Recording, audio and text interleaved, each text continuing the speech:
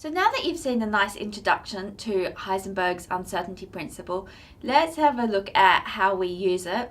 And let's start by defining what that h bar is.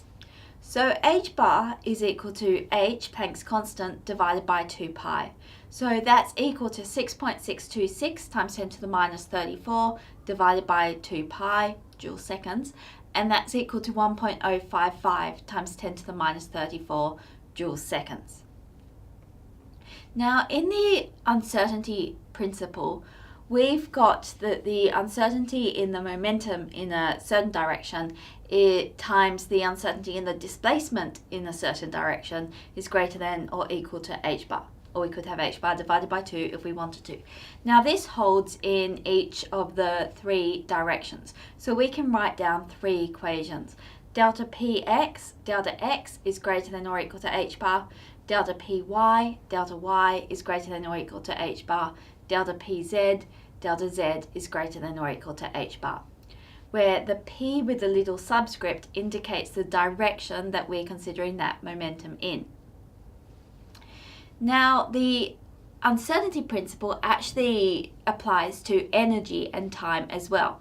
So we've got another format of it, that the uncertainty in the energy times the uncertainty in the time is greater than or equal to h bar. So if we went on and were thinking about vector notation with 4 vectors, then that's really where this equation comes from and part of the reason why it makes sense. One of the results of this equation with the uncertainty in energy and the uncertainty in time is that we can actually create particles from a vacuum for a really short amount of time without breaking any of our physics laws. So this is how we get particles being created in a vacuum. So let's have a look at some examples now. So the question is, assume that an electron is moving along the x-axis and that you measure its speed to be 2.05 times 10 to the 6 meters per second, which can be known to a precision of 0.50%. What is the minimum uncertainty, as allowed by the uncertainty principle in quantum theory, with which you can simultaneously measure the position of the electron along the x-axis? Okay, so to solve this problem, we'll need to use our Heisenberg uncertainty principle.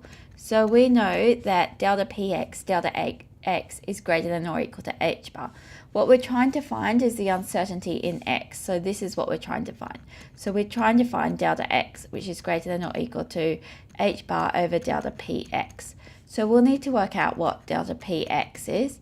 We know that px is equal to the mass of the electron times the velocity in the x direction. So we can assume that the mass of the electron is known exactly. So all of the uncertainty in the momentum is in the uncertainty in the velocity. So we can write it this way. The uncertainty in the momentum is just the mass of the electron times the uncertainty in the speed. And so this is equal to me. Now the uncertainty in the speed is 0.5% of its speed. So that's 0.5 over 100 times 2.05 times 10 to the 6. Okay, so now what we can do is we can substitute this into here. So we've got that this is equal to greater than or equal to h, which is 6.626 times 10 to the minus 34 over 2 pi. So that's my h bar. And then I've got this delta px down the bottom. So this is times the mass of the electron, which is 9.109 times 10 to the minus 31 times 0.50 over 100 times 2.05 times 10 to the 6. Solving this on the calculator, I get that this is greater than or equal to 1.13 times 10 to the minus 8 meters. Now, with the uncertainty principle, it's very, very important not to give too many significant figures because this is all just an approximation anyway. So let's write this as around about 11 nanometers. So 10 to the minus 9 is a nanometer. So I could write this as 11.3 times 10 to the minus 9 meters, which is where I got this nanometers from. Okay, so hopefully that first example makes sense. So the question is, what is the maximum amount of time an electron-positron pair could be created from a vacuum for? Okay, so notice you can't create an electron by itself. We still need to have charge conservation and some other conservation rules that we'll be learning about later. So if we do create particles from a vacuum, we also create an antiparticle. The antiparticle has the same mass as the particle. Okay, so to figure this one out, we'll need to use delta E, delta T is greater than or equal to h bar, and what we're trying to find is delta T. So delta T is greater than or equal to h bar over delta E. Now, this is the amount of mass, the amount of energy created in this case, which is related to the amount of mass. And so delta E is going to be equal to 2. So the 2 is because there's an electron and a positron times the mass, which is the mass of the electron, times c squared, just from E equals mc squared, and we've got 2 particles. Okay, so this is equal to 2 times 9.109 times 10 to the minus 31 times 3 times 10 to the 8 squared. And solving this, we end up with 1.64 times 10 to the minus 13.